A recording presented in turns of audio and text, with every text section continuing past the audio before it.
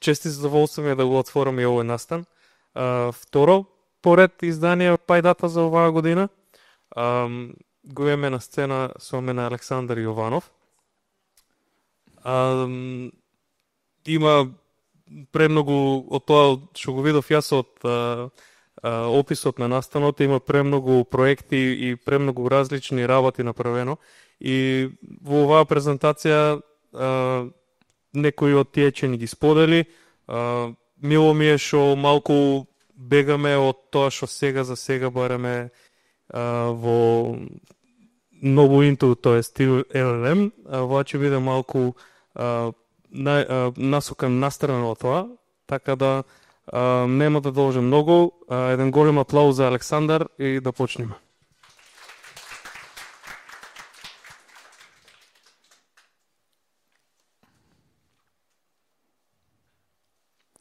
Драга публико, слушав муавети, само за Large Language Model се зборува, послушав се бара и еве ме тука сум, дојдов со одговор. AI beyond the LLMs. Добра? Океј, ова сум јас, со малку помалку брада, пред некој месец, ама ист човек се уште.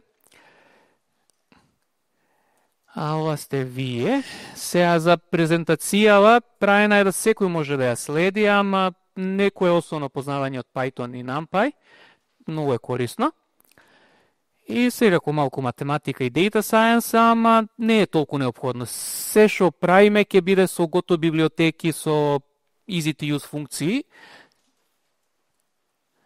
И секако, најважно, имаме малку поиќе секции тука. И после секоја секција убаво направиме пауза, малку да застанеме, да направиме еден breakpoint, да видиме кај сме, шо сме, кои имаме прашања и како продолжуваме. Океј, сега, главното прашање, шо е AI? Тоа е ВИ понашки, вештачка интелигенција. И тука нема една прецизна дефиниција, е една малку полежерна што јас ја давам. Ако нешто не работи, и не знаеме зашо не работи, правиме research. Се уште не е AI. Ако не работи, и сега знаеме зашо не работи, нешто сме научили, ама тоа е тоа, уште не е AI. Сега, ако работи, и знаеме зошто работи, тоа е нешто од Y, земе функција X, повикуваме функција Y и тоа е тоа. Magic. И крајната комбинација, ако работи и не знаеме зашо работи, тогаш е AI. И самиот AI е многу голем концепт. Википедија страница за AI 15 минути може да се листа само поими поврзани, ама без никакво влавочување. И јас тука направив еден мал word cloud, прашав LLM, што е тоа AI? И тука дојдовме некои терминчиња. И сега од тие терминчиња, тие се тие што се најпопуларни, датата која е тренирана LLM-от ги содржи тие терминчиња и имаме малце како статистички приказ. Се слушаме? Океј. Пак нешто друго направив, друг word cloud. Кои се други термини што не се толку популарни сега? Например, genetic algorithms, што ги исполнеме денеска. Expert systems, rule-based systems, исто ги исполнуваме. Search ги исполнуваме и така. Имаме некои познати работи тука. Но добро да не должиме многу. И праша Perplexity, еден LLM, што е нешто што недостасува во секојдневен дискурс за вештачка интелигенција. И место ми даде одговор што го барав. Ми даде одговор до нешто што носов се зборува, тоа е Agentic AI, што е дел од дискурсов, ама за среќа или несреќа наша, се дружиме далеко од LLMs и од Agentic AI и правиме мало патување низ историјата, се враќаме на назад.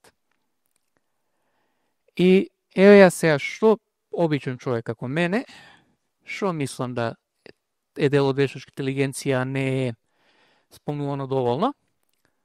Прво и основно, логика, резонирање, размислување и заклучување, значи мислење во структури. И тука имаме некои интересни примери како овие програмски јазици Prolog, Idris, Haskell, Lean и Z3.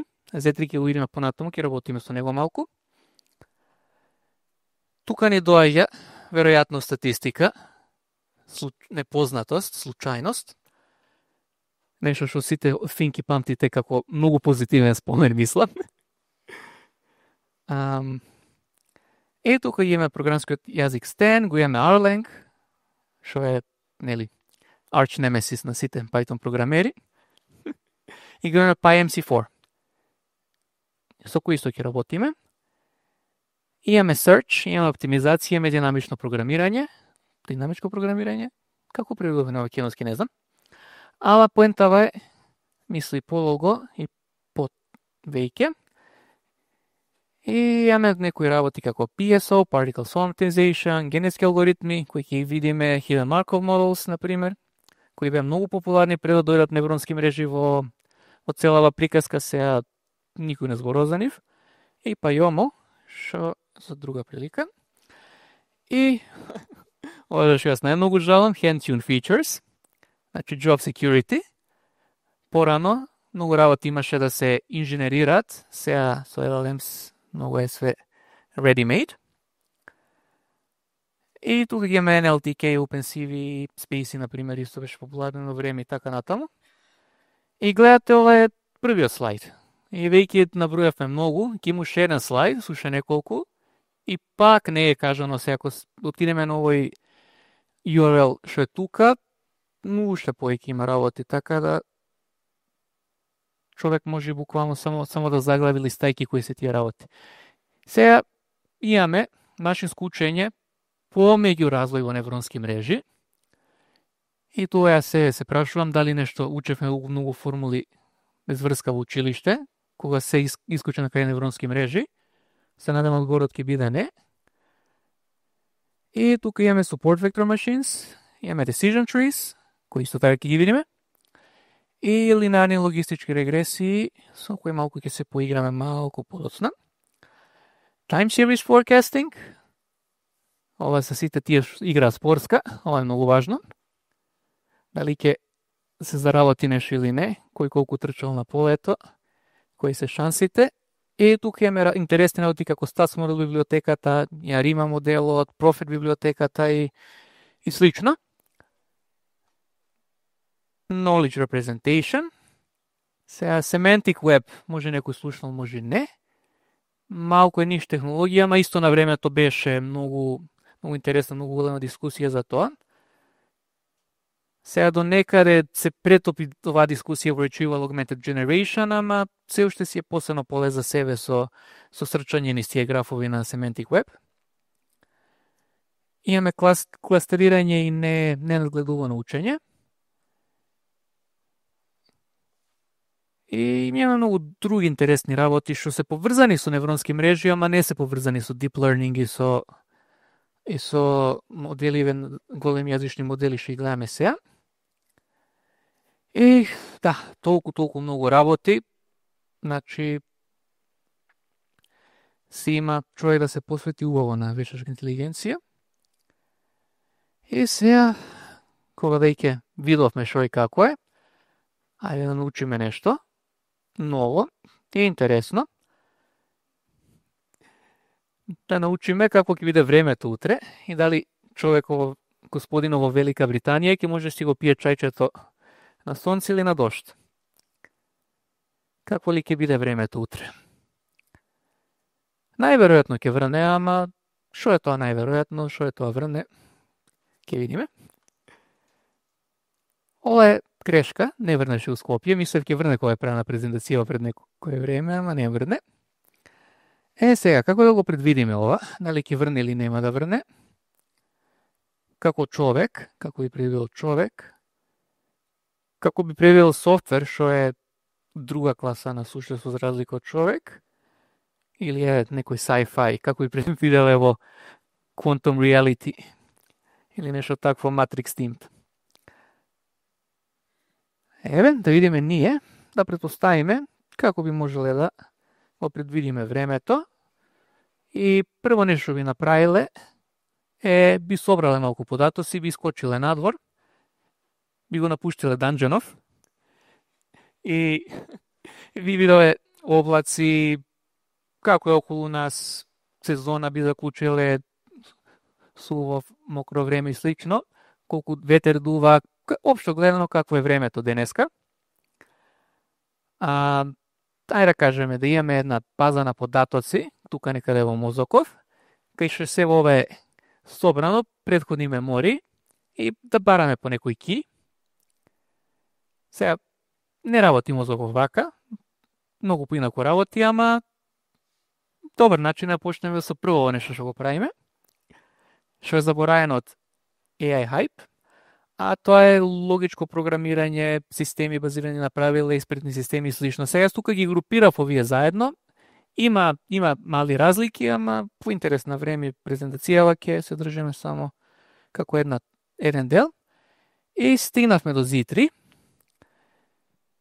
Z3 е всушност theorem prover. Тоа значи Z3 се користи во математика, која има некоја теорема да си ја докажеме. Ама не сме тука за математика, тука сме за други работи. Ќе ги искористиме Z3 да видиме како ќе ни биде времето.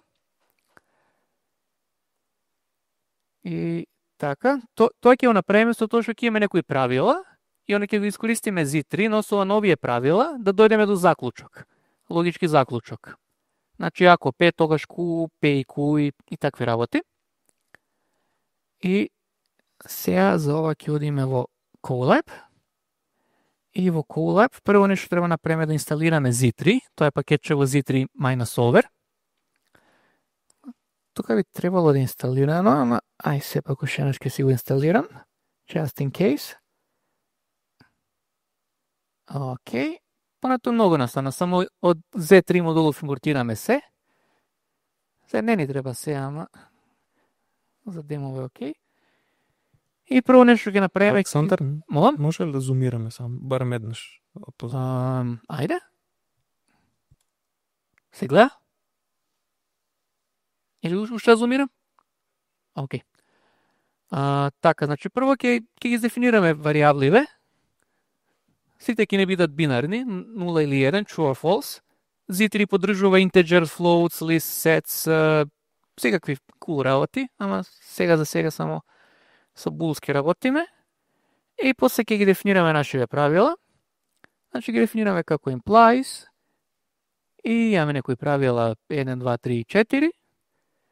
И тие ги врзуваат врските. Врнело, не врнело вчера, денеска, сончево, не сончево вчера, денеска и слично.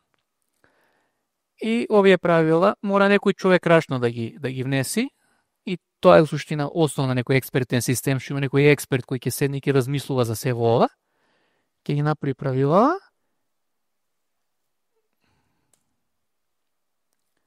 И кога ќе ги направи, ги додаме во солверот. Значи, кога правиме солверот, ги додаме основниве правила. И имаме овој како тест нов. Даваме нов тест со варијабливе. Освен таа варијабла што сакаме да ја предвидиме, да кажеме, и ја додаме во солверов. И после многу настојано само го повикуваме со check методот. И ако е satisfied, тоа е ако има смисла, ќе добиеме решение. И решението мора rain true. Значи за овој услов, yesterday sunny false, yesterday clouds true, today sunny false, yesterday rain true, today rain true, today clouds false. На основа на 4 правила што ги имаме, заклучокот е утре ќе врне. Tomorrow rain equals true. И слично може за другу да видиме за not rains case. Сега. Што е проблемот тука? Проблемот е што имаме фиксни правила, кои се многу нефлексибилни. Ако се слуша за концептот на нешто сика concept drift, свето се менува, се движи нон-стоп, правила се фиксни. За да правиме апдейт треба сите да ги смениме, или ако додаеме ново правило треба да внимаваме да претходните правила не се invalidated. И сето тоа малку е проблематично. И затоа се мислиме дали може да направиме нешто кај што треба помалку да работиме ние луѓето. Да се автоматизира до некаде, да се автоматизираме. И два начина кои може од многуте начини, два на кои ќе продолжиме сега се Association Rules и Decision Trees. И двете мислам може веднаш да ги видиме во код. Association Rules ќе работиме со априори. Априори е библиотека правена баш за тоа. И во него има еден алгоритм што се вика априори. Има тука малце пан на името. Сега, што прави априориво? Прво да видиме каков input data имаме. Тука дейтата ни е како shopping basket организирана. Значи, времето вчера и денеска, заклучно со времето утре дали ќе врне или нема да врне, ни доаѓа како листа на трансакции и во таа листа секоја една трансакција содржи baskets, како shopping basket. На тој начин е осмислен системов. И во shopping basket имаме yesterday sunny yes, например, yesterday cloudy no, така натаму, tomorrow rain no. Today rain yes, today cloudy no, today sunny no, tomorrow rain yes, и така натаму. И со априори добијаме нешто што се вика Association Rules. Тука има неколку параметри на кои не многу да навлагам. Важно е да видиме што се резултатите. И со Association Rules тука мора малку да правиме кодирање за да искочи нешто што е убаво форматирано. Ќе го изрушам селов, за да видиме всушност што се случува тука. Тоа што се случува тука е што добиваме Association Rule да биде две множества. Едно множество е инпутот, а второ множество, во овој случај само еден, множество со еден айтем, е нашиот output. Tomorrow rain no или tomorrow rain yes. Имаше yes еден случај тука. Да. И тука гледате има некои правила. И она што сега може да направиме со овие правила што се автоматски земени од податоците, значи тука нема ништо размислување од наша страна. Тука се податоците, тука е повик до алгоритмот априори, ги добиваме правилава. Би можеле со нив да направиме систем кој оди во Z3 и автоматски имаме нови правила и претходен начин на размислување. Но, да видиме дали може уште нешто поедноставно, да не мора многу да му мислиме. И за тоа имаме Decision Trees, кои се многу користени. Сега, малку е нефер да се каже да се out of AI hype. Тоест, се out of AI hype, ама in AI use, во користење се многу користени Decision Trees. Посебно CatBoost, што ќе го покажеме сега. CatBoost е како магија, само му даваш податоци, нема никакви параметри, нема ништо. Just works.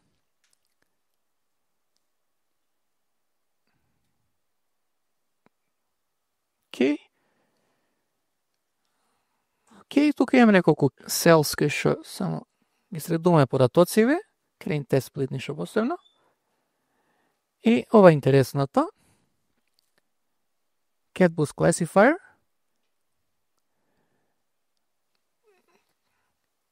Ке го повикаме него, ке повикаме fit и готово, супер брзо. И тука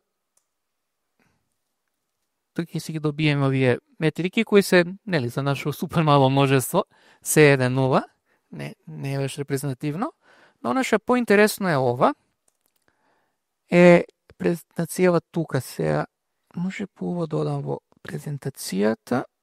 Ето така, тука се гледа по View Slideshow. Okay. As I said, cropped picture is 1000 words. Значи, од оно што тргнавме, тргнавме со правила кои мора сами да ги дефинираме, со импликации и или ексклузивно или. Видовме како би можеле до некаде го автоматизираме тој процес со правилата со априори, кои гледаме тука. И стигавме до овој момент со дрва, кај што гледаме едно дрво, кажавме таму стотици дрва да имаме, гледаме само едно, и тука имаме начин на размислување, кој е бинарна да или не одлука. Ако, например, тука yesterday rain yes, ако вчера врнело, одиме на ваму. И тука правиме уште други бинарни одлуки. Ако вчера не врнело, одиме на ваму и тука правиме други бинарни одлуки, се додека на крај не стигнеме до овие тука. Тие тука што се во црвени квадратчиња се вредностите на нешто се вика лоџец. Ама оно што е за нас важно е да знаеме која е помала, која е поголема, за да дадеме конечен одговор, дали е или не е. Дали ќе врне утре или нема да врне утре. И так, гледаме со decision trees, нема нешто многу да се работи, само ги се дават податоците, ова е таргетот, ова е целта што сакаме да предвидиме, дали утре ќе врне или нема да врне. И импутите му се даваат, значи вредностите кои ги одредуваат тие работи. И тука не мора, нити мора да правиме правила, да бидеме експерти, нити мора овие confidence support и други работи да се замараме со нив. Само овие две работи. That's it. Па, по теорија барем. Во пракса има и тука некојаш да се твика,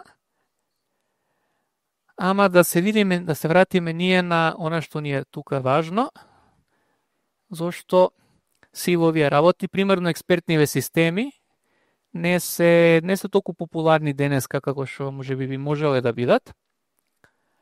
И така, како што зборам цело време, треба некој да биде експерт, треба да не прави грешки, ако направи грешки целиот систем не функционира повеќе. Нема никаква слобода, многу е ригиден систем тако нешто. И сега може малку да го правиме ова со системи кои прават правила, како што се овие априори правила, добиени со априори или дрвава. И нешто многу интересно е нешто се вика Neurosymbolic Computing.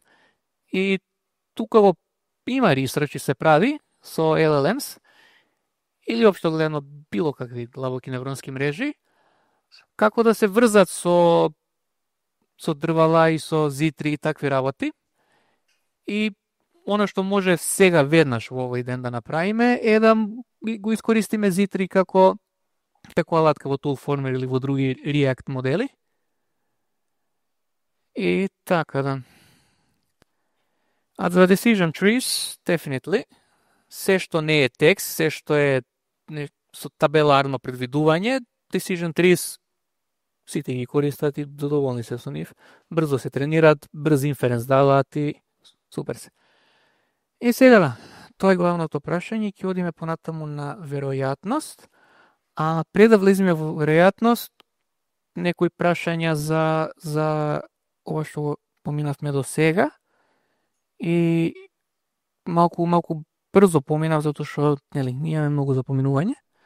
Ама поведете слободно.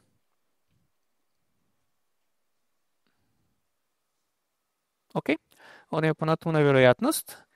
Ова може и ви е познато, факултет не знам се учи се ова. Сега во веројатност е малку поинтересно што барем јас не го учам на факултет, сега не знам како е сега, може сменето.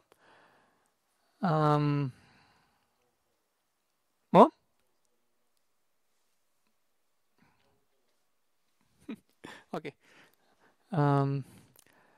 Така да.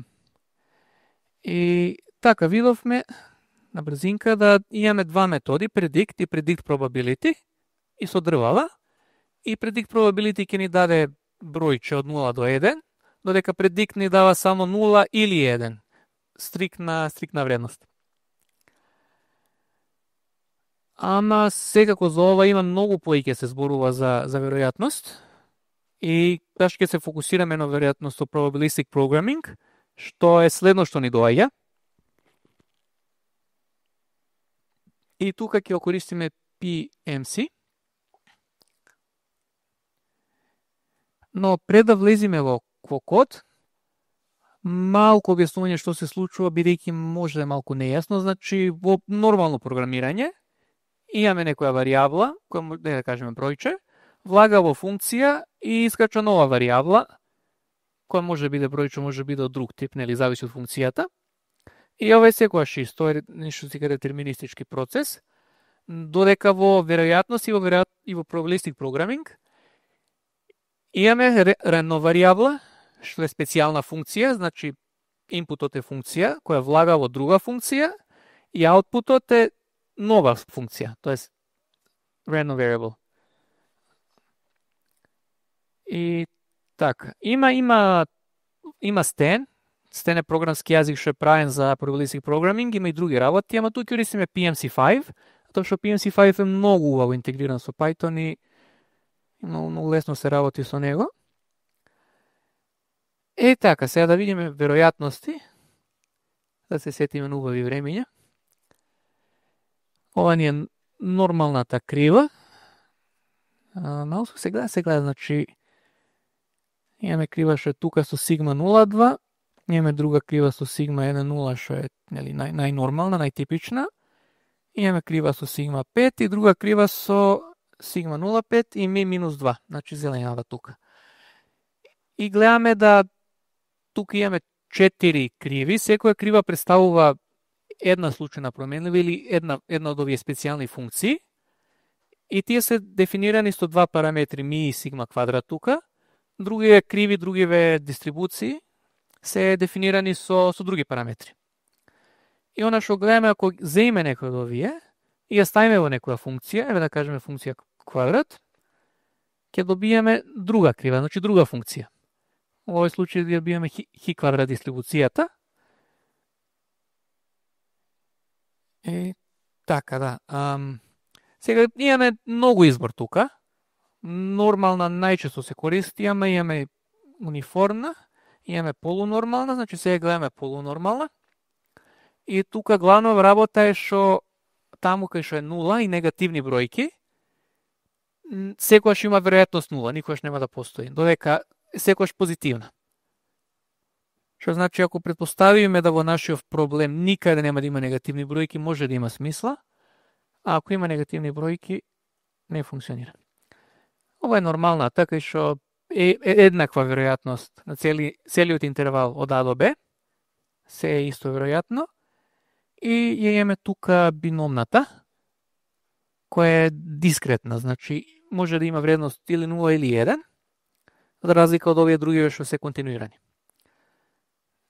Океј, толку беше рефрешерот за probability and distributions. Сега малку да видиме како ли ќе личи кодов тука. И кодов е многу базичен, значи ова е најобична линеарна, тоест логистичка регресија. И гледаме прво нешто што дефинираме, ги дефинираме параметрите на логичката регресија, значи тоа е бета 0 плюс бета 1 пута x1 плюс бета 2 пута x2 и така натаму. И тука имаме 6 фичери input, така да ќе имаме 6 бети и бета 0 што е како тој bias offset. И му даваме некои почетни вредности, кои се тука најосновните 0 и 1. И тоа се наши дистрибуции за input. И имаме правило за комбинација, кај што ги комбинираме си во овие функции со dot product и така добиваме бета 1 пута x1 плюс бета 2 пута x2 и така натаму. На крај повикуваме функцијата sigmoid врз ова и даваме врска со крајното тоа што сакаме да го добиеме, 0 или 1. 0 нема да врне утре, 1 ќе врне утре. И на крај кога ја правиме врскава, сакаме да ги најдеме параметриве бетиве, значи тие ни се непознати, тие ги бараме, и за тоа користиме нешто што се вика MCMC. Така, кај decision trees, учењево на параметри беше наоѓање на овие дане одлуки, yes, no.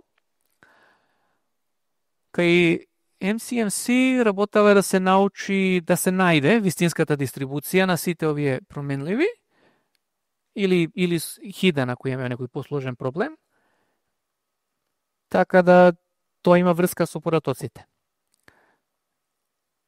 Океј, значи многу текст и теорија, да видиме како тоа всушност изгледа во код.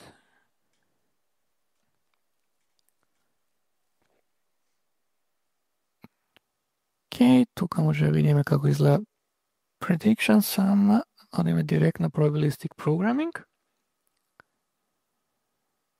Океј, значи главно што правиме тука, си го земеме PMC, си го импортираме, SPM, протоците ни се исти, preparationов ни е многу сличен, имаме само да features ни се што не е tomorrow rain, со df.drop, а таргетот ни е tomorrow rain. И тука, правиме еден контекст window тука, со pm.model, дефинираме што дефинираме, значи параметрите ги дефинираме како се поврзува се, и на крај само викаме observed equals target, probability се овие, и го правиме ова.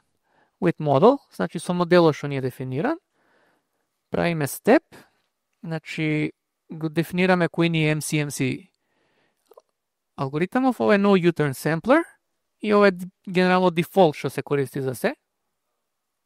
Повели ушко?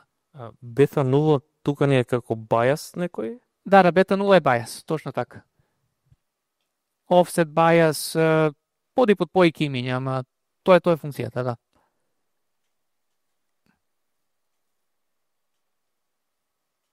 Кој всушност може да биде 0, да нема никаква функција ако така се научи од параметрите, тоа ќе видиме од после.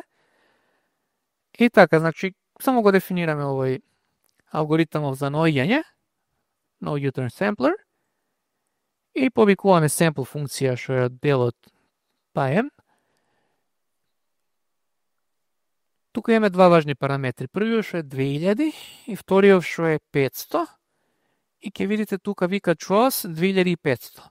Оно што значи првите 500 се tuning, само за така, за фрлање, за учење, не влагат у крајниот output, додека другиве 2000 влагат во крајниот output. Дефинираме chains, викаме 4 chains, 4 вериги. И ајде го викнеме ова. Апа, треба сел погоре.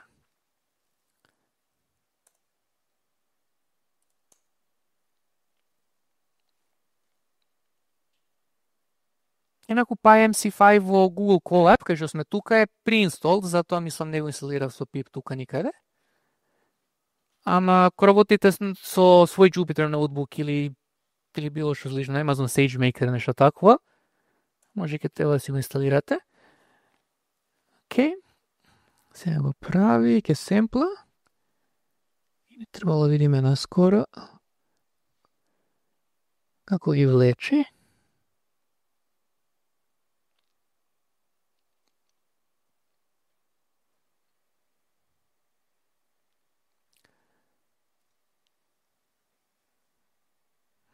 Не е зашо бавно, минатиот пат побрзо беше.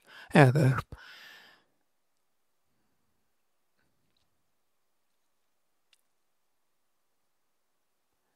Океј, значи стигнавме, вика sampling speed, околу 500, некаде 500-600 joules по секунда, што е солидно. Посебно бидејќи имаме мал проблем, брзо оди. И од ова добиваме trace. Trace е резултат на sampling процесов. И од trace-от може да добиеме summary. Бидејќи trace-ов се многу бројки, summary ни дава далеку по-практично нешто. И него може да го испринтаме summary-во. И summary-во е оваа табела тука, која ни кажува за дистрибуцијава, тоа е за sample дистрибуцијата, разноразни бројки како просек, стандардна девијација, интерваливе и така натаму. Оно што е интересно за гледање plot trace.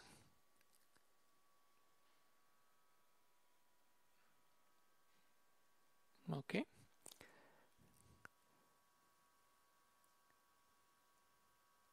Ке што може да видиме всушност како се наоко овие chains. И тука ако не е проблем малку ќе зумира за да може да ги видиме поубаво.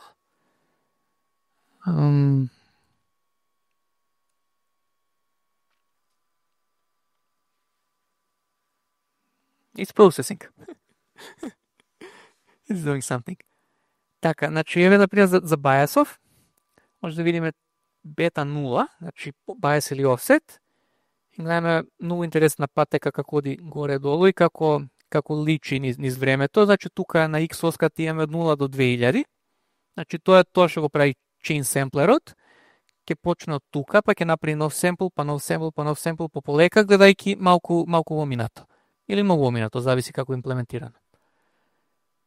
И она што гледаме друго, и гледаме бетиве тука, гледаме 4 различни криви, кои се држат во иста боја и не е баш увидливо, ама е тука една крива со вакви точки, па тука втора крива со вакви точки, па трета крива, па четврта тука. Близко се едно до друго, ама не се исти. И тоа е работава. Затоа имаме 4 chain samplers и добиваме 4 криви на крај.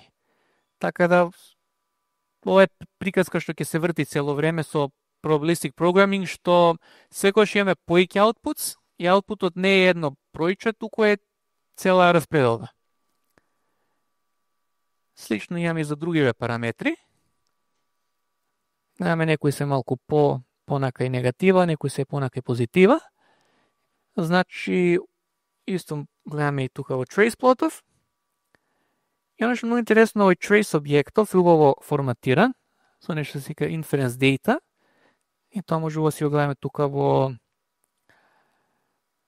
Jupyter Cell. Например, имаме 4 chains, 2000 извлечени примероци, димензија на бетас и слично. Значи, имаме the posterior, имаме samples test, колку брзо влечело и слично. И така. Сега се бројчиња, нема ништо посебно се види, оно што интересно е од овие бројчиња што да направиме од нив. И сега после цела оваа мака, малку ќе се разочараме, ама ќе земеме само просек на сите од нив и ќе ги искористиме како фиксни. И така ќе направиме доста типична логистичка регресија. И тоа е тоа на што ни се случува и предик методов. Но би можеле да бидеме малку попаметни и ќе видиме подоцна како можеме да направиме sampling all the way through и за inference, за да имаме на крај не само едно бројче или една веројатност, туку full. Многу поголема слика што е и the main selling point од probabilistic programming. Е така се, ако се изврши sell-off. Океј. Така гледаме probably rain tomorrow за еден семпл, за овој семпл 0 е 0,12%, за овој семпл 1 е 0,87%. И сега тука е многу интересно што може да експериментираме. Порано работевме со нормални распределби, сега може да работиме со униформни, например, или може да миксаме на разноразни начини. И така се забавуваме на работа. Освен што сега работиме со uniform, место со normal, нема други промени во кодот, така да само ќе го пуштам да работи.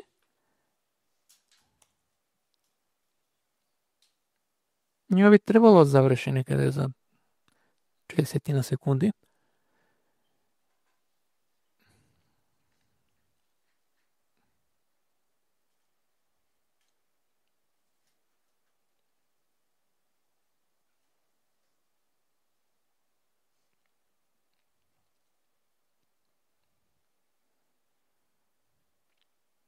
Океј.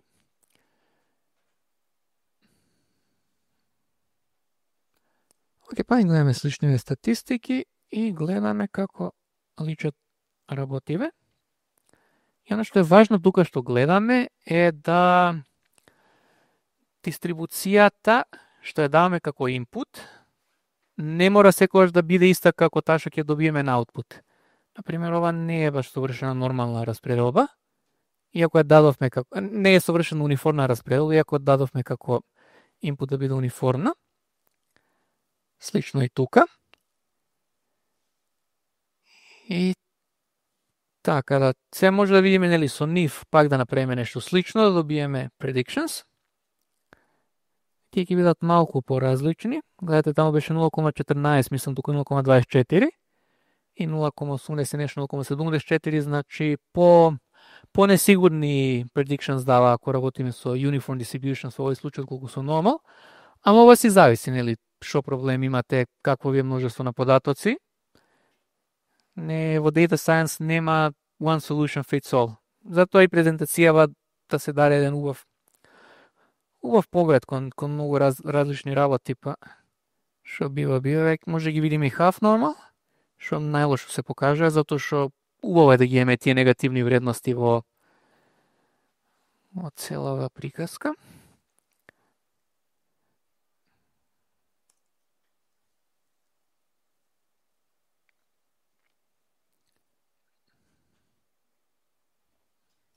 Loading.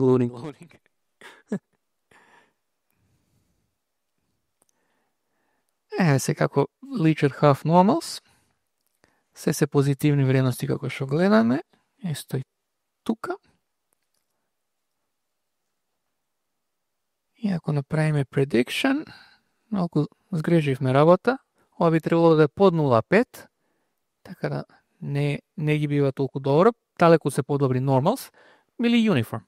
Ама normal си е најсигурна работа.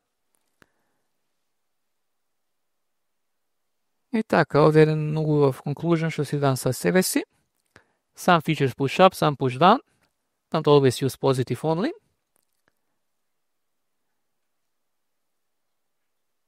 И така, и сега, оно што кажав, ќе видиме на крај, како да видиме да добиеме не само еден output value, туку една листа на output values и да направиме еден хистограм од тоа. Прво што ќе направиме, се враќаме назад на normal priors. Повели? Спомнеш дали ще регресија или не спомнеш? Во друг контекст на крај. Ама не во овој контекст. Да, повели, ја земи микрофон само да не слушнат сите. Чисто еден коментар во делот каде што се прави овдека регресијава, значи ова е бајасова линеарна или логистичка регресија и кога се зима prior нормал, ствари се добива нешто многу слично на ridge регресија која би направиле, односно L2 регуларизирана регресија, чисто како информација за ако некој пробува некојаш. Тоа е многу побрзо за тренирање исто така, така има многу варијабли. Резултатот би требало да е сличен. Така, да. Фала. Океј.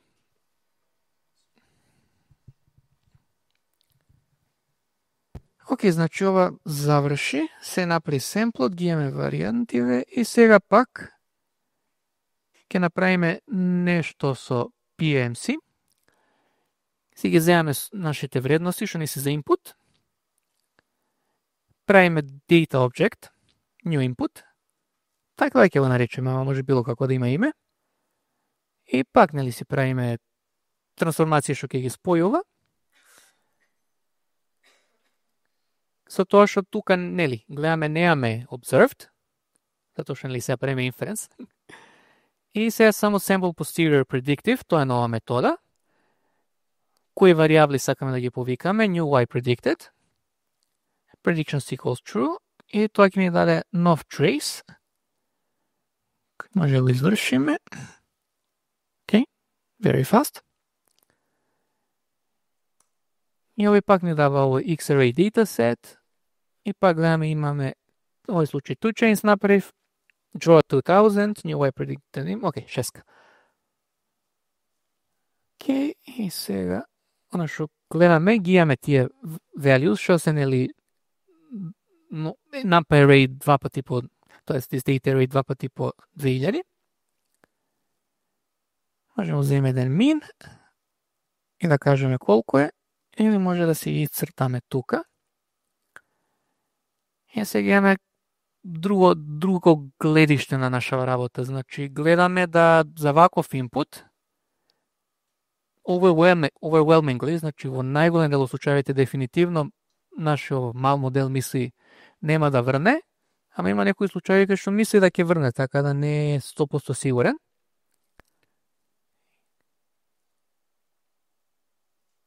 И така, може видиме исто во и за вториот.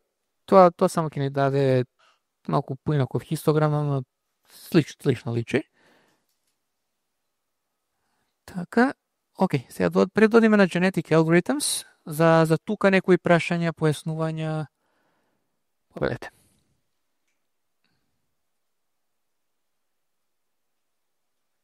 Okay, let's go on.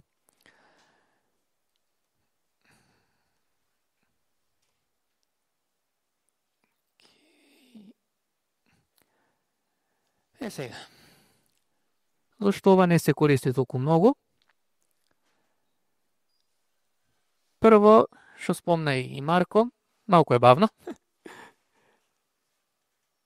Посебно ако правиме нешто посложено, ние тука правиме многу базичен модел, ама ако имаме и сокриени варијабли, посложени врзување, трансформација, кои имаме далеку посложена Байесова мрежа. Второ е што си бара мислење, за разлика од, например, decision trees, што многу поедноставни се. Така. И на крај, зашто да се замараме ако крајниот аутпут ни е само едно бројче. И сега прашање дали има иднина целава оваа приказка во главата на Deep Neural Network. Да, за жал, веројатно не, ама ако размислуваме вака во дистрибуции, поиќе аутпут место еден аутпут, има многу да добиеме. Например, параметров температура во LLMs кој контролира малку, најчесто нели, creativity versus no creativity, ама има и други работи во diffusion, например. Повели, Марко? У принцип се користи ова, да знаете, само во, кај што го имам видено користено е во анализа на маркетинг, каде што имате параметри кои што ви предвидуваат, пример, продажба на одреден производ, и тие параметри се некако како коефициенти, не знам, ако да имате одреден спен на Facebook, очекувате за толку и толку да ви се покачи продажбата на одреден производ, па можете да ставате priors во смисла на тоа, не знам, имате некој експерт кој што има осет за тоа од прилика колку спендот ќе има инфлуенс на самиот outcome, и тоа може многу добро да се моделира у принцип со овој probabilistic programming. Така што користењето е ниш, ама не се користи многу, ама има корисни моменти. Океј, супер, фала.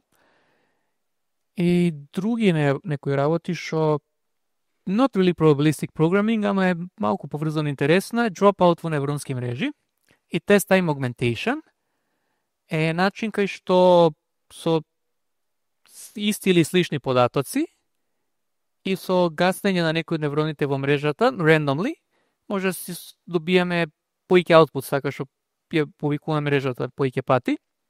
Исти ова е ниш работа, ама could be a lifesaver, понекогаш се случува. И така, и сега да видиме што уште е заборавено. И пак да се вратиме малку на биологијава. И дали машиниве наши може да ги инспирираме од биологија, и дали може да учат побрзо или подобро. И тука ќе работиме со пакетчево кое не знам како се вика, ќе го наречам Deep. Нека ми просто да вторите ако сгрешив по името. И ќе направиме две работи.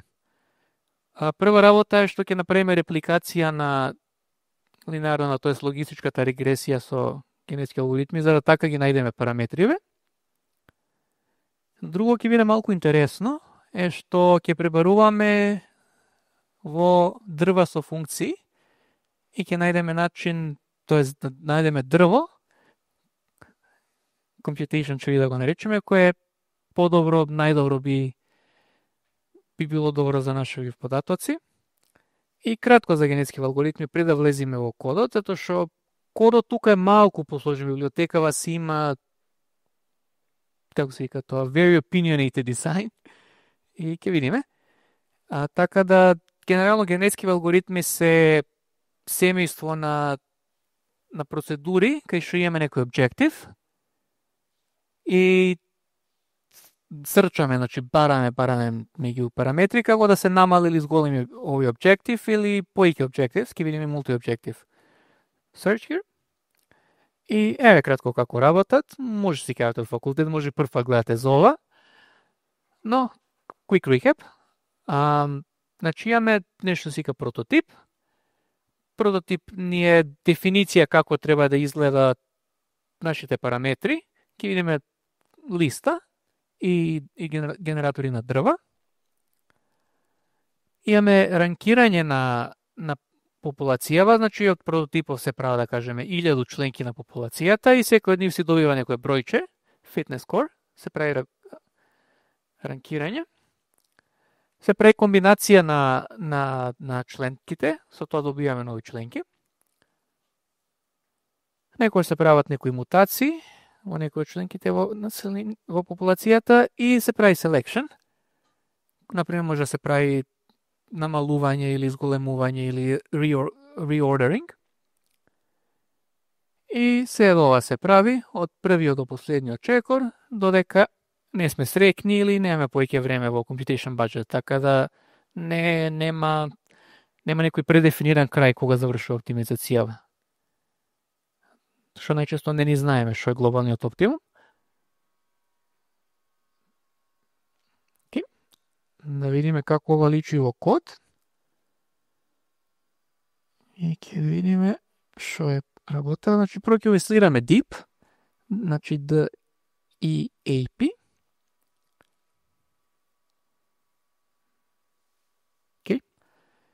Се, за тоа што ви зборев, што е very opinionated design. Имаме base, creator, tools and algorithms и сиве модули ги импортираме од самиот DEEP.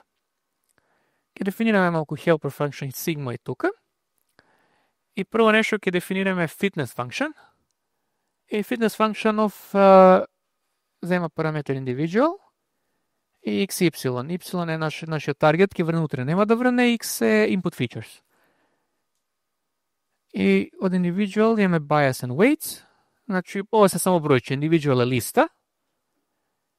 И правиме prediction кој што правевме порано. Иста работа.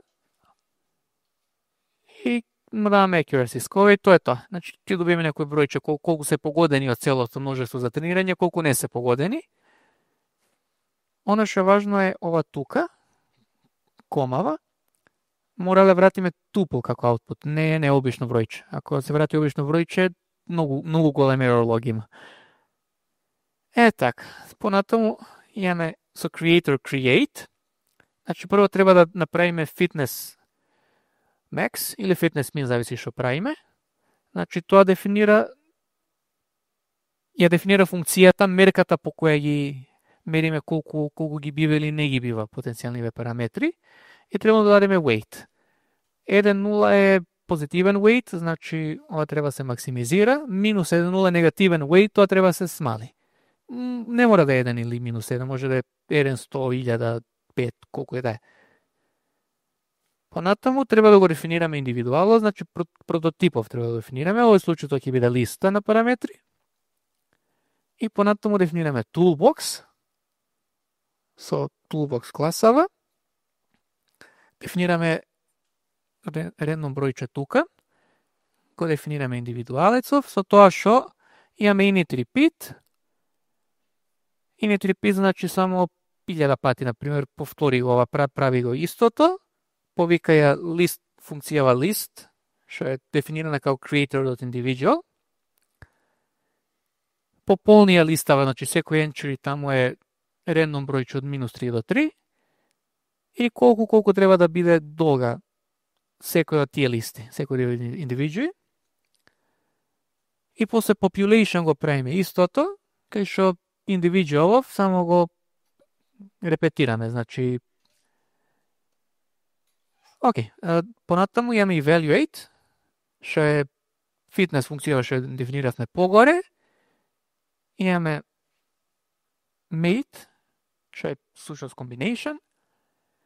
Се работело цело време од toolboxов, регистрираме некои работи, кои после ќе ги користиме. Made select и mutate. Mutate, имаме mutate Gaussian, што значи плюс-минус на сите тие параметри ќе му удели некој бројче, зависно со овој малиот Gaussian со многу мала сигма. И има тука параметар 0,1. Тоа е веројатност да се случи таква мутација. Значи 90 на 100 случаевите нема се случи мутација, само комбинација ќе се прави. И накрај имаме selection. И така, после правиме популација, значи ќе имаме 1000 листи и секој од тие 1000 листи ќе има 6, тоест 7 варијабли. Една варијабла за biasот и уште 6 за другиве параметри, x1, x2, x3. Таја правиме со овие ини 3 пит што ги видовме погоре, натрешно си се прави. Правиме Hall of Fame. Hall of Fame глобално цело време дека ние бараме нешто, може да има подобро, може да има полошо решение. Hall of Fame го чува тоа најдоброто цело време. Собираме некои статистики за fitness values.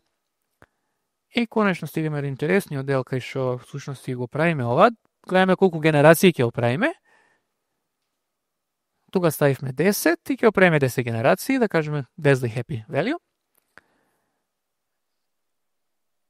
Прво нешто што правиме е ова, var end, од algorithms module што го импортиравме тука. Океј, значи ја земеме популацијава што си ја имаме, го земеме toolboxот кај што не е дефинирано се што треба да дефинираме, затоа беше се ова toolbox register.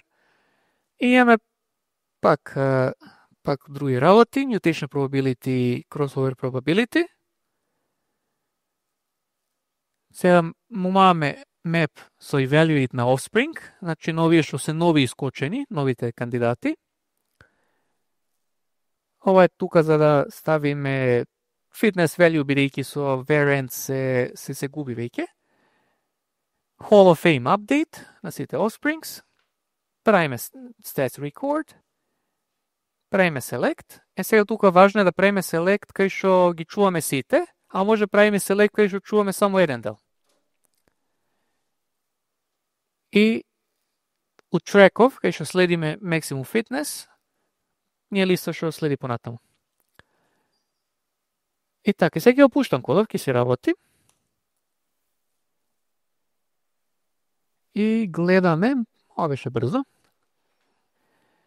Гледаме да фитнесов брзо беше, уште прва генерација стигна до 1. И best individual, значи offset ни е минус 2,85, минус 7,999, 0,09 понатаму. И тука имаме едни и имаме уште, може чуваме бесконечно многу, така да исто е како ги probabilistic programming, имаме поиќе параметри и може да бираме и различни на крај, не мора само овие што се како single value. Може да направам плот на фитнесов, ама брзо стигна до 1, така да не беше интересно. И сега стигаме до интересниот дел, кај што ќе работиме со дрва, да најдеме дрво со функции кои ќе го измодулира се во ова место. Ние да кажеме функцијата е bias плюс betas.productx, сето тоа после во sigmoid, само да му кажеме, ова ти се функциите, може да работиш со subtract, multiply, divide, може да направиш exponentiation, expitov е друго име за sigmoid, и со тие функции, или други, може и ламди тука му ставиме што и да може бидеме креативни. Имаш и константи, може да додаваш константи или да одземаш или што и да ти видат како leaves, значи лисје на тоа дрвото. Тука интересно правиме multi-objective optimization, значи имаме два објективи. Првиот е сакаме да ни е максимален accuracy, значи data fit да ни е добар, а вториот е сакаме да имаме што е можно пократки дрва, и затоа вториот е негативен тука, минимизација, првиот е максимизација. Сега индивидуалесот ни е дрво, не е поеќе листа. Фитнесот ни е тој што ни е фитнес мултиновиот. И тука имаме сега нови алатки за генерација на индивидуата, за комбинација и слично, бидејќи не работиме поеќе со листа, работиме со дрва. И го имаме и GP compile, кој само ќе ќе го направи дрвото да биде нормална Python функција што може да се повика на податоци и да се направи таква евалуација. Дека што ќе видиме, еве тука прво повикуваме compile и кога добиеме функција, таа после веќе може да ја повикаме на нашите вредности и да си добиеме тука нешто како мал accuracy. И гледате, враќаме accuracy, враќаме должина на individual, значи колку е големо дрвото. Тоа е што е со фактор -1, ова е со фактор 1. И пак слична работа, пак статистиките, Hall of Fame, за mutate тука малку поинтересно направив да имаме две работи и да ги бираме рендомли тука во една функција. Така, сега да работиме со 300 и ќе повикаме алгоритмов. Тука кодов е мање више ист. Така да, let's run it. Океј, и што добивме? Best individual in population, значи што е општо гледано, имаме оваа функција, значи x5-ката се додава на x5-от, x5-ка што се множи со x2 поделено со x4. Океј, интересно. 8 тука имаме елементи од целава работа. Мене не би ми текнало вакво нешто сам дискутирам. Ете, нешто научивме. Ама може и подобро, како што гледаме у Hall of Fame, само да множиме x5-ката со експоненцијал на ова. Тука имаме 6 елементи. И всушност сега тука јас не ставив predetermined seed, така да секој run дава нешто друго. И случај еднаш само x5 на x5 да даде совршени резултати, значи совршена корелација. И тоа е убавината на целиот процес, што многу интересни работи може да искочат, што би не изненадиле. И така и сега може да го обоиме дрво, да видиме како пополека се намалуваме со големина на дрвото. Accuracy може да си обоиме. И така. И на крај со toolbox од compile само best individual и да добиеме функцијата и може да ја повикаме и тоа е тоа некаде. Толку беше за genetic programming. Сега зошто genetic programming не е бидна?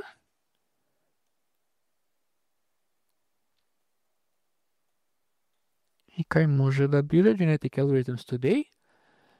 Сега, прво што многу интересно, што имало обиди, може и се уште има, знам порано имаше доста интересни обиди, да се тренираат невронските мрежи, значи архитектурата му е фиксна, ама тренирањето да оди со genetic algorithms место со backpropagation.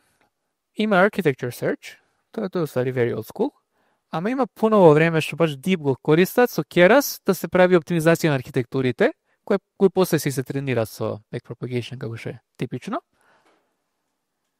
И едно нешто што јас јам користил неколку пати, што не е дел од Deep, ама е дел од SciPy, а се вика Differential Evolution, е една многу убава функција, што може да прави така оптимизација врз било каква друга функција, не мора да е continuous, така да било каква дискретна функција што прави било што, ставу Differential Evolution и works like magic. Ама гледаме да многу работи всушност се диференцијабилни и далеку побрзо оди со backpropagation да се реши целиот проблем. И да, има и reinforcement learning, што е исто инспирирано од биологија и што е далеку по-живо, да кажеме.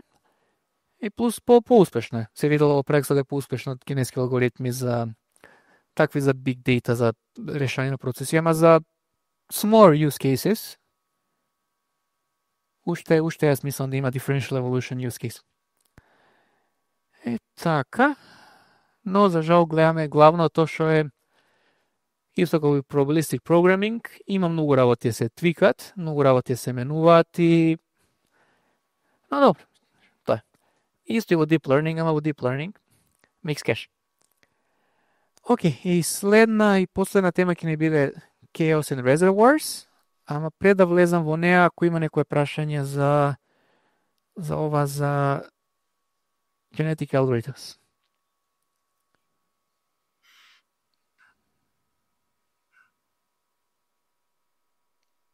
Океј, продолжуваме. Океј, сега резервоариве се нешто што е екстра ниш. И јас ова го учев на на факултета, када не знам наистина дали се користи во пракса, ама многу интересно и сака да го споделам тука. Идејата со резервоариве е да се многу едноставни, као супер базик, нема ништо многу да се мисли, а сепак е многу интересна идеја. И резервоаров е тоа што се вика магична функција која зема инпути. Генерално инпут на резервоаров е time series на некој начин и со миксањето внатре аутпут дава кој не личи на инпутот.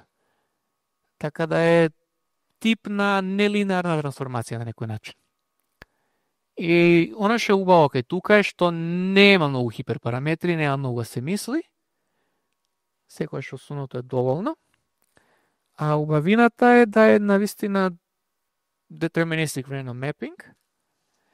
И потоа, кога го имаме резервоаров, кој ќе потенцирам не се тренира, ќе правиме reading head, кој тука ќе имаме ridge regression, што е најтипичен reading head, ама може да е било што.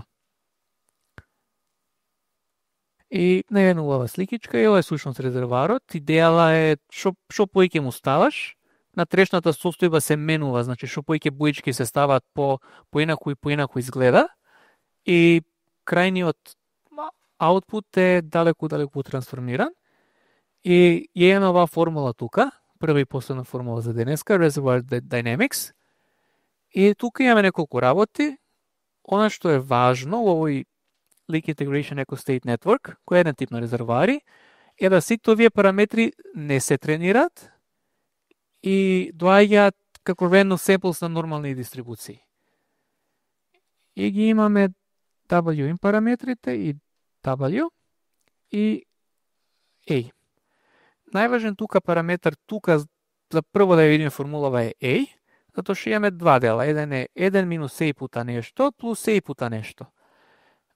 A-ов е нешто се вика leak rate и тоа е колку резервоарот заборава од предходно кога му даваме нов инпут, а колку памти. Например, ако сте работеле со LSTM или со RNN или со GRU, со такви работи, слични идеи тука, како гейтинг на некој начин, со тоа што ова е константна работа, значи кога го ставаме 0,3, тоа е тоа, не се менува никаде. X of t на трешната состојба на резервоарот, значи предходна натрешна состојба, пута овој leak rate, плюс нешто ново што му ставаме сега, и ново што му ставаме сега е инпутов, U of t, имаме една трансформација на инпутов за да биде во исти димензии, и трансформација на предходната состојба на резервоарот. И сега ќе го видиме ова во тема. И тука ќе мора пак да инсталираме пакетче, затоа што Reservoir Pi не доаѓа, мислам, прединсталирано.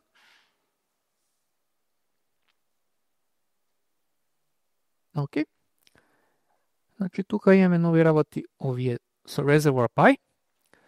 Од Nodes му земаме резервоарот и Ridge Regression земаме. И од Observables земаме RMSE. Чисто за да имаме малце инсайт, добро. Океј, Train Test Split, стандардна работа. Океј, ова е интересно. Units е 100, значи ова е димензија на резервоарот, значи димензија на embedding space, 100 неврони. Имаме leak rate, значи ова е ATO во формулите од 0,3. Имаме spectral radius од 0,9. Spectral radius само дефинира како ќе личат овие WW на матриците. И на крај го имаме овој Ridge Regressionот и тоа исто многу убав API, кај што вака се поврзува со овој оператор. И сега следно што правиме се train states. Тука го публикуваме резервоаров на нашите податоци. Сега тука caveat, нашите податоци не се временски серии, така да ова е a bit sketchy, ама да имаме временска серија на некој начин, која е убаво подредена линеарно, that be the real thing. Со тоа што имаме reset equals true, така да може секогаш да го викаме резервоарот и на невременски серии, кај што reset equals true всушност не го прави миксањево на некој начин, само имаме мала нелинеарна трансформација, нема миксање претходни инпути со нови инпути. И правиме readout.fit, значи нашов ridge regression readout, правиме fit на целава работа. И echo state network run, xtest и може си ги видиме овие работи. Ова е генерално брзо, затоа што не се тренира резервоарот, само се тренира ridge regression после тоа. Може ги видиме овие train states како изгледа, значи почетно е многу здодевно, ама како ги додаваме, зашто личи исто? Океј. Како ги додаваме, треба да се смени.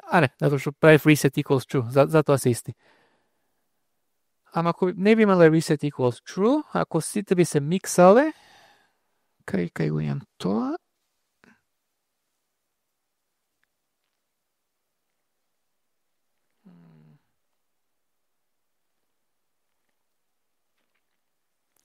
Ако немам тука. Да го завршим уште еднаш, без reset equals true.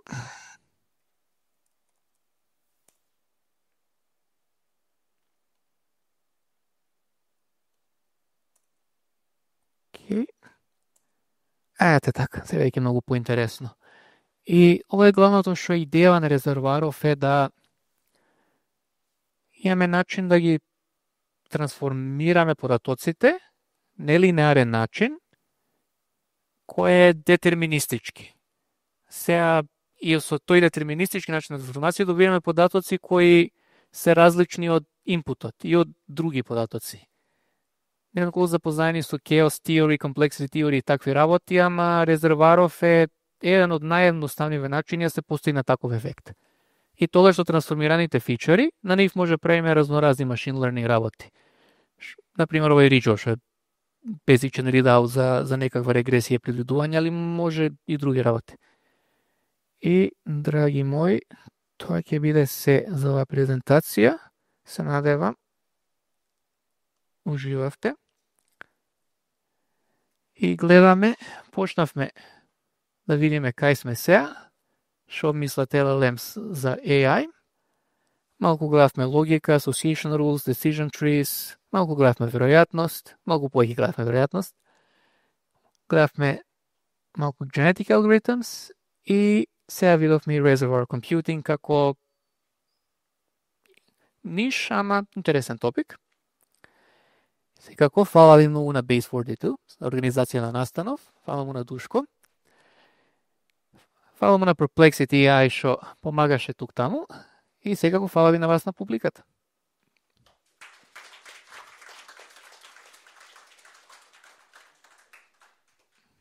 Фала ти тебе, Александар. За мене лично фала, се надевам и за публиката што ни даде малку поширок видик за цело поле на вештата интелигенција. Ја као влегувам полето, најпознати беа невронските мрежи и пред тоа не ни знае дека постојат толку различни други пристапи да се решат различен број на проблеми. Дали имаме прашања од публиката? Може ја да почнам со едно. Повели? Која беше кај Decision Trees за спомна дека Cat Boost е како беше? Cat Boost се вика. Cat Boost е спомна дека е многу често користен. Како се споредува со XGBoost? Ја не знам дали е ни сличен или се од иста категорија. Не знам дали го ни знаеш уствари како библиотека. Сличен е. Така? Мислам да е ист алгоритам всушност. Океј. Ја мислам дека тоа е како нешто што се користи кога станува збор за Random Forest. Сличен резултат. Ја и XGBoost и Cat Boost. Всушност и слични API имат. Не изборот кој да се користи е не знам, валјда познавање, кој го знаеш повеќе од порано, кој ти е попознат, зашто си слушнал прво, ама да. И уште една споредба беше за генетските Deep, мислам дека, ако не се лажа, мислам дека дури и претходните верзии на ноутбукот беа со друга, со PyGun, или може и јас сум грешка? Ги има разни. Има разни. Да. Оти многу некако ми изгледаше кај ти што кажаш малку сложено, или за старт многу работи требаше да се подесат, барем Па, изгледаш. личи малку како Java во Python, но тоа е. Да, има разноразни библиотеки. Python има многу компетитор библиотеки за многу работи и на моменте биде тешко што да се одбери. Try everything, see what works best. Тоа е генерално day-to-day тип што го користам.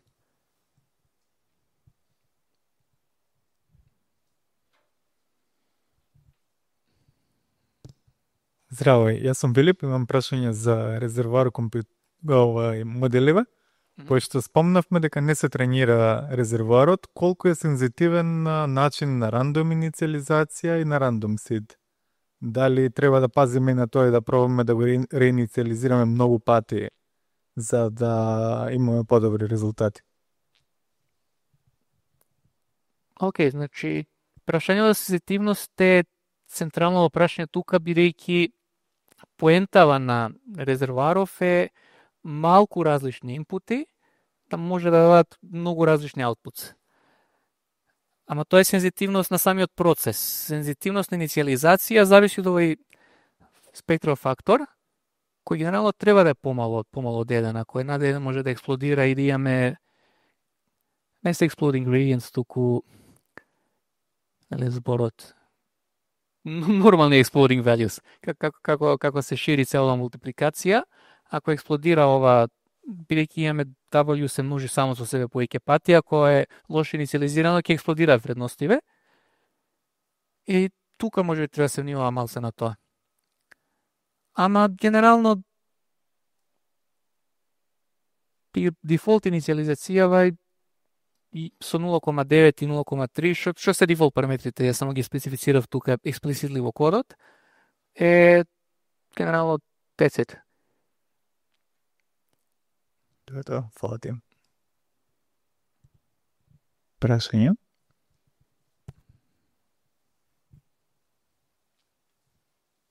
Јас само уште сакам да прашам за кај овие категории спаѓа SVM, или со кој од вие методи би можел да го споредиш? До кој е најблизок? Не знам. Дали уопште има таков или си е како своја лига на support vector machines? Кажеме најблиско да е во дрвало, ама тоа е сепак голема далечина. Усвоја лига ќе да е. Затоа што не, со сите овие што ги покажавме тука, definitely своја лига, уште еден чаптер у презентација, ако би имало, би бил посебен. Може за нареден пат, не? Може би.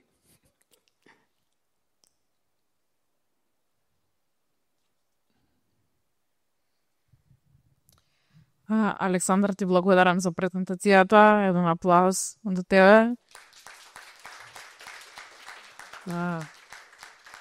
Ви благодарам на сите за присуството. Останува, значи, кој сака од вас да сподели нешто што научил ново или нешто на работа што го работи, слободно може на мене или на Душко да се обратите за некој од наредниве пајдата средби да бидете вие на сцената предавач. Да поканувам сега на пиво и дружба. Се гледаме нареден месец. Фала.